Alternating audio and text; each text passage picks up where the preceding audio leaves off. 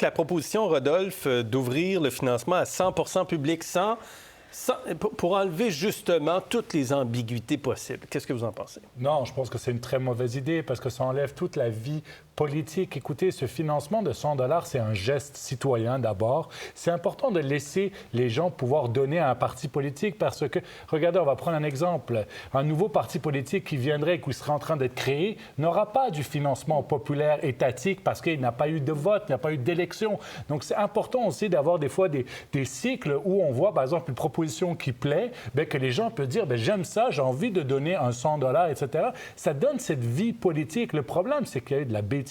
Et j'utilise ce mot parce qu'on ne dit pas à un maire, si tu viens, tu payes 100 $ pour rencontrer un ministre. Et les maires aussi devraient savoir que ce n'est pas en payant qu'on rencontre un ministre. Dans les deux cas, les députés n'auraient jamais dû dire ça. Et d'un autre côté, les maires ne doivent certainement pas se sentir obligés de penser qu'on doit payer 100 $ pour rencontrer un ministre. Aurélie? Non, effectivement. Mais là, tout semble être dans la manière, effectivement. Puis je suis assez d'accord pour dire que le fait de pouvoir financer individuellement un parti politique, ça fait partie d'une forme d'engagement qu'on doit laisser aux citoyens, sans problème.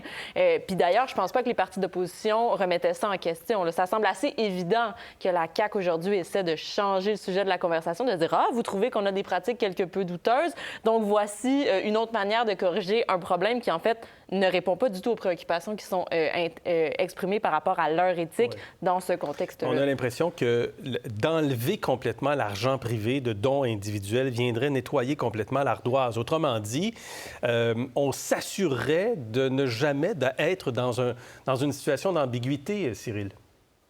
Bien, peut-être, mais en même temps, comme les deux collègues le soulèvent, il y a un aspect de la vie démocratique qui est derrière ça, qui est un concept qui a de la valeur, évidemment. C'est une question de seuil. 100 $, c'est pas un gros montant. C'est quand même surprenant encore qu'aujourd'hui, en 2023, cependant, que des politiciens ou des partis politiques aillent dans ces zones-là. On peut dire que c'est une erreur de communication, mais qu'on aille dans ces zones-là où on laisse transparaître que c'est l'accès et ainsi de suite. Je veux dire, on devrait savoir aujourd'hui à quel point les gens sont désabusés de la classe politique pour ces phénomènes-là, de donner l'impression que effectivement, c'est la seule façon de faire avancer un dossier. Tu vas pouvoir parler à un ministre. Écoutez, on a parlé tout à l'heure du fait que si tu ne payes pas, tu vas pouvoir avoir un staff quelque part dans une petite cabine à côté. Écoutez, ça en est presque ridicule. Là. Je veux dire, ce genre de choses-là est absolument absurde. Aujourd'hui, les gens ont perdu confiance. Il faut regagner la confiance des gens. C'est certainement pas en posant des gestes comme ça qu'on va la regagner. En tout cas, on a senti, Non, mais surtout que ça devrait être... Le modèle de ça, c'est des soupers spaghettis. C'est ça, en fait. C'est des gens qui font partie du même parti, qui veulent s'exprimer, qui veulent penser ensemble. Et normalement, c'est ça. C'est ça le concept. Vous aimez ça. Non, mais non. Les soupers spaghettis, on rencontre tout le non, monde. Mais c'est pour ça. Mais aussi, oui, mais aussi, d'un autre côté, il ne faut pas oublier que le financement, ce fameux 100 $, c'est pas des gens aussi... C'est des gens qui regardent une publicité à la télé, qui lisent un article et qui disent... Moi, j'aime ce que ce politicien a dit. Ils vont sur Internet et ils donnent de l'argent. Il ne faudrait pas arrêter. C'est un moyen aussi, parce qu'on regarde les chiffres de financement, c'est souvent des bons indicateurs de savoir est-ce qu'un politicien, un parti politique est en train de parler des bons enjeux. Mais il y a un enjeu quand on communique en disant hey, en passant, le ministre va être là. Viens à notre soirée de financement, puis en bas, vous pouvez cliquer là et vous payez 100 $. Il faut se rappeler que Québec est quand même un exemple où il y a quand même des règles qui sont beaucoup plus évoluées qu'ailleurs. Moi, j'ai fait 2 campagnes municipales où je m'étais donné comme ligne directrice de ne pas savoir qui avait contribué à ma campagne. La loi ne m'empêchait pas de faire ça. La loi ne me disait pas « tu dois divulguer », et ainsi de suite. Au Nouveau-Brunswick, c'est vraiment très, très libre, mais je l'ai fait. J'avais un comité, j'ai dit, vous allez vous occuper de ça, je ne veux rien savoir de ça, parce que je voulais envoyer le signal très, très clair que pour moi, ça n'allait pas avoir aucune influence. Donc, les politiciens devraient aller au-delà de ce qu'on leur donne comme limite, et puis de démontrer qu'effectivement, ils sont dans le sens, évidemment, de la démocratie, mais en même temps d'une espèce de liberté là, pour les citoyens et citoyennes. Bien, effectivement, puis c'est pas pour être complaisante, mais ça montre juste que dans cette situation-là, comme Cyril l'a fait, l'apparence de conflit d'intérêts, elle est aussi grave que l'entorse à l'éthique avérée. Puis je pense que si la CAQ prenait ça au sérieux, leur réaction en ce moment, ce serait pas ça. Parce que je pense que tout le monde a compris qu'on n'achète pas un ministre avec 100 $. Je pense qu'il n'y a personne qui a pensé ça. Puis il y a aussi des lois de conflit d'intérêts. Vous savez, moi, j'ai accompagné des ministres dans des soupers de financement ou quoi que ce soit au fédéral. Dès que ça commence à devenir du lobbying et que quelqu'un est en train d'essayer de pousser, il y a des règles, ils doivent être enregistrés, puis on arrête tout de suite la conversation en disant... Sans que ça soit du lobbying. rien. Oui, non, mais c'est pour s'il y ça... a une soirée de financement, les gens se présentent, ils achètent, ils paient 100 $, discutent à la table, rencontrent dans le couloir. Oui. Je veux ça, dire, il n'y a rien de mal, oui. Il n'y a rien de mal. C'est-à-dire, c'est aussi une façon d'influencer ou en tout cas de faire avancer son dossier. Non, ça fait partie de la vie politique. Un maire, là, pour l'instant, on ne devrait pas penser qu'un maire aura un pont, une autoroute, une route ou quelque chose, on refera l'asphalte dans sa mairie ou quoi que ce soit, dans sa circonscription, parce qu'il va au souper de financement. Déjà, pourquoi ces députés-là ont ciblé des maires? On ne cible pas des maires pour du financement politique. Ça veut dire, c'est déjà, on signe des citoyens, des membres d'abord. On ne signe pas comme ça en disant, écoute, si tu veux poster ce dossier ou un maire, tu vas... le problème. Mais c'est ça, c'est pour ça que je dis, c'est de la bêtise de ces députés-là de l'avoir mis comme ça, et surtout des maires de penser, parce qu'on a vu le chiffre, s'il y a des maires qui pensent qu'il faut aller, bien, je crois qu'ils font aussi une erreur de jugement eux-mêmes. Et en tout cas, s'ils pensent acheter les ministres, ça ne marchera pas, a dit Bernard Drinville, Pierre Fitzgibbon. Aujourd'hui, on les écoute. Pensez-vous vraiment que quelqu'un qui a donné 100 pièces pour aller dans un cocktail et qui a pu parler, mettons, à un ministre après le cocktail, comme ça arrive, pensez-vous vraiment qu'au bout des 2-3 minutes, il va sortir de là avec un bout de route, un pont ou une subvention? Je fais beaucoup de campagnes de financement. Tous les maires ont mon numéro de téléphone. Les CIE aussi. Je suis à eux autres.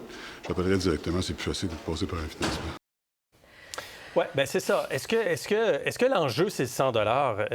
Non. Parce que c'est certain que 100 $, vous ne pouvez pas acheter personne avec 100 $. Je ne dis pas avec une certaine somme où on peut avoir une certaine influence. Mais l'idée, c'est d'avoir le ticket d'entrée. C'est de pouvoir accéder à l'événement. Oui, effectivement.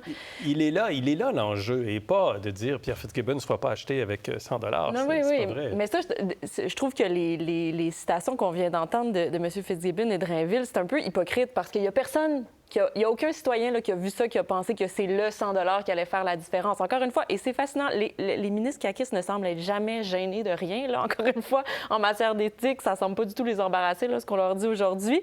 Mais visiblement, c'est qu'il y a apparence que ça a été érigé en système. Peut-être que c'est le cas, peut-être que c'est pas le cas, effectivement. Mais en ce moment, leur tendance à jouer la carte de l'innocence morale, c'est ça qui est déplaisant, je crois. Et on peut se demander s'il ne faut pas que les politiciens aujourd'hui soient plus blancs que blancs. Et je parle de ne pas être finalement en conflit d'intérêts de quelque sorte que ce soit non seulement en conflit d'intérêts, mais en apparence, comme vous l'avez dit, de conflit d'intérêts. Je vous fais entendre la directrice de la CAQ. Là, on lit un texto d'un de mes députés qui invite quelqu'un qu'il connaît depuis plusieurs années à un événement. C'est parfaitement légitime, c'est parfaitement légal. Nos adversaires traficotent, ils donnent l'impression qu'on fait des choses en dessous de la couverte, ils donnent l'impression qu'on est revenu à un temps où est-ce qu'on sollicitait de l'argent dans des enveloppes. C'est ça. Et donc, ça ne devient pas exagéré, Cyril. On va revenir à ça, si vous le voulez bien, après, là, ce tableau-là. Mais est-ce que ça ne devient pas, Cyril, un peu exagéré? Est-ce qu'il n'y a pas une tempête dans un verre d'eau, comme le laisse entendre un peu la directrice de la CAQ? Bien, jusqu'à un certain point, je pense que oui. Encore une fois, il y a une question de culture politique. Est-ce qu'on a perdu un peu le sens des choses? Moi, je rejoins Aurélie sur l'idée que aujourd'hui, l'apparence de conflit d'intérêts est aussi importante que le conflit d'intérêts lui-même. C'est malheureux parce qu'on a laissé les choses aller pour que ça devienne ainsi. Et j'ai souvent vu, moi, des conseillers de mon conseil municipal me poser la question à dire « Est-ce que je devrais me présenter là? Est-ce que je devrais faire? » Je dis « Écoute, à la fin de la journée, c'est une décision que tu dois prendre toi-même. Puis si tu juges que tu es dans une posture où tu pourrais évidemment donner cette perception-là, bien, tu te retires tout simplement. Donc, je pense que si on développe encore, et puis je pense que Rodolphe disait ça tout à l'heure, là, la culture démocratique, essayer d'amener les gens à comprendre davantage comment la machine fonctionne, c'est des réalités qui existent, bien, peut-être que les gens vont peut-être capables de faire la part des choses. Aujourd'hui, ça va dans tous les sens. Et puis, bon, évidemment, la communication s'ajoute par-dessus ça. Les partis peuvent en profiter dans une campagne électorale pour faire embêter l'autre. Je pense que c'est là qu'on est rendu. On a besoin de redéployer, je pense, des efforts pour développer la culture politique. Les dons politiques, c'est aussi le reflet d'un engouement de la part de la population. Regardez les dons aux partis fédéraux en ce moment. On voit le Parti conservateur du Canada qui est vraiment en tête dans les sondages présentement, mais qui l'est également dans les dons en 2023, 35 millions de dollars au Parti conservateur du Canada, les libéraux 15 600 000, le NPD 6 900 000, le Québec qui se concentre bien sûr sur le territoire québécois, 1 700 000. Pour voir nos émissions en entier, Rendez-vous sur la chaîne Ici RDI.